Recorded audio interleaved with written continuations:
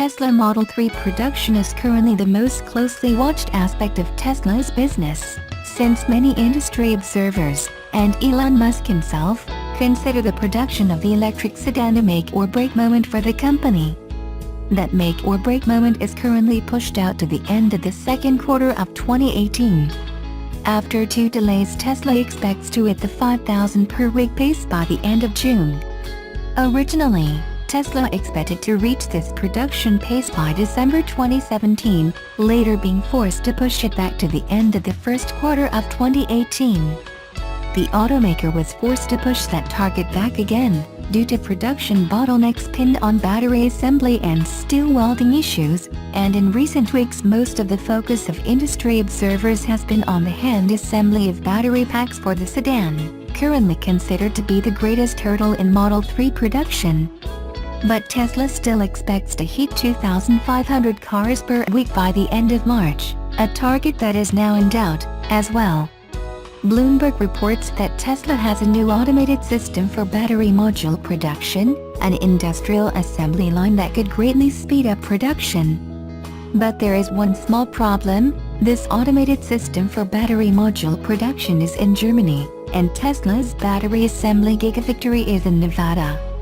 Musk told Bloomberg reporters in a conference call last week that's got to be disassembled, brought over to the Gigafactory, and reassembled and then brought into operation at the Gigafactory. It's not a question of whether it works or not. It's just a question of disassembly, transport and reassembly. As the middle of February and Q1 nears, Tesla needs this new battery assembly system to be shipped from halfway across the world and up and running with no issues.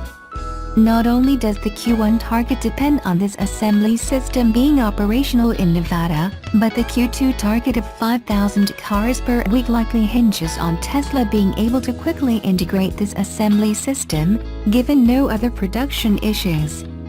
Tesla has wisely deferred making predictions about the 10,000 cars per week target until it reaches the 5,000 cars per week target, but one good piece of news is that it has managed to slow down capital expenditures in the fourth quarter of 2017. Tesla's negative cash flow in Q4 of 2017 ended up at just $277 million after 2 successive quarters amounting to $1 billion each. Bloomberg notes that this figure was the lowest in more than a year, buying Tesla some time and money in 2018 without another round of cash-raising efforts. Despite the delays, this month's successful launch of a Tesla Roadster into space aboard the Falcon Heavy rocket system seemed to bolster the company's positive PR standing. According to Bloomberg, Musk said in a conference call with analysts, "If we can send a Roadster to the asteroid belt, we can probably solve Model 3 production."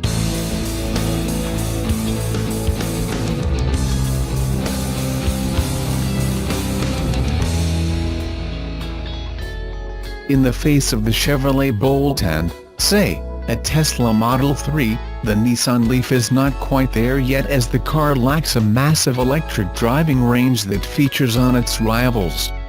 Aside from that, everything about the Leaf feels like a winner. The car is rated highly by major reviewers for having a decent performance and attractive design. The biggest perk with the new generation Leaf is with its cost to own for 5 years, and the car is simply the cheapest in the segment it competes in. This explains why Kelley Blue Book has decided to name the Nissan Leaf as their winner for the 5-year cost to own award under the electric vehicles category, beating the Chevrolet Bolt and also the Tesla Model 3. For its price, the Nissan Leaf simply has more to offer, and its simplistic nature greatly suggests on a worry-free driving experience which can last more than 5 years with ease.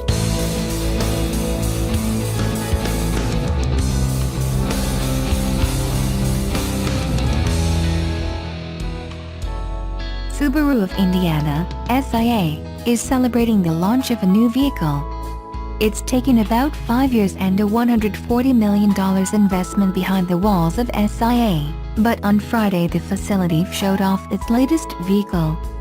Indiana Governor Eric Holcomb said, "This is the highest technology on the face of the planet, and it's being built right here in Indiana." On Friday, Subaru of Indiana Automotive introduced the public to the Subaru Ascend. It's the fourth vehicle to be produced at the Lafayette facility.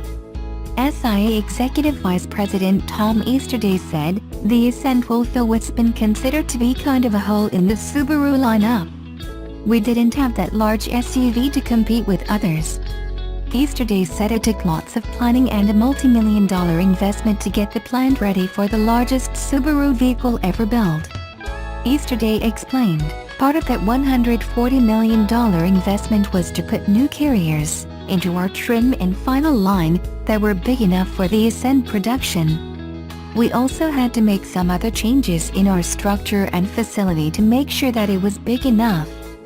The new 3-row SUV is being built exclusively right here in Lafayette. Mayor Tony Rosworski, who along with Holcomb was present at the unveiling, believes Subaru's confidence in the local facility will spark interest from other companies.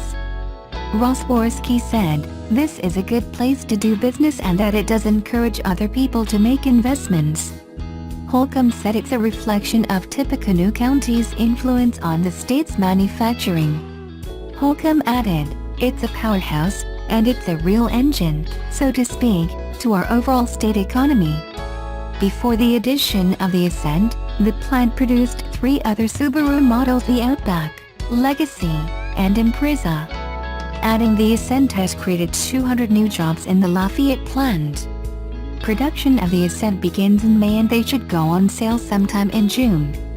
The official price hasn't been announced just yet, but early estimates place the starting pricing in the low $30,000 range.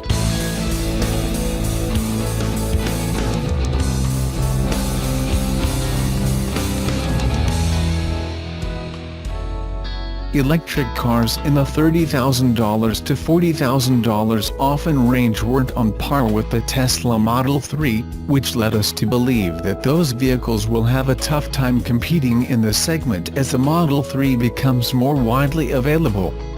But with Tesla's recent changes in the timeline for different and less expensive configurations, it has become clear that the Model 3 will not be available at a price point nowhere near $35,000 for almost the entire year, which could have a major impact in the EV market. Tesla received close to 500,000 reservations for the Model 3, which is impressive no matter how you look at it, but it's not clear how many are only buying the least expensive version starting at $35,000. A previous survey showed that the majority are actually budgeting closer to $50,000 for the Model 3. But it still leaves a significant number of Model 3 reservation holders counting on the $35,000 base price. In the US, some of them are even stretching their budget and counting on the $7,500 tax credit in order to buy the Model 3. It's them who are most affected by Tesla's change last week that pushed standard battery pack production to late 2018 feet.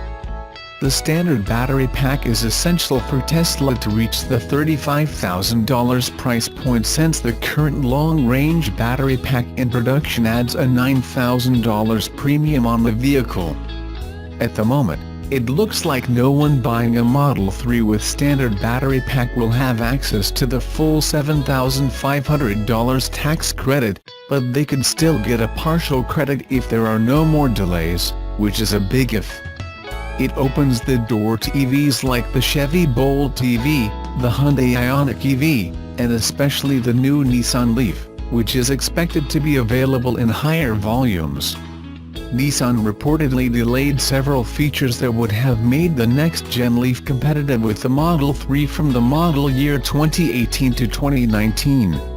But those features will come at a higher price, while the vehicle's current $30,000 starting price before the tax credit might start to look good against the current $49,000 starting price of the Model 3.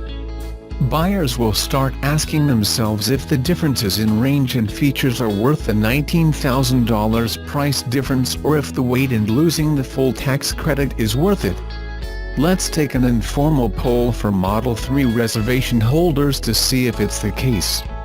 If the answer is yes, Then what other electric car you think is the most attractive now that the Model 3 standard battery pack is delayed? Another thing that can make a difference is the availability of lease programs and subscription program when it comes to the Ioniq, which Tesla has yet to make available for the Model 3. For the Chevy Bolt EV, we have seen prices between $220 and $300 per month.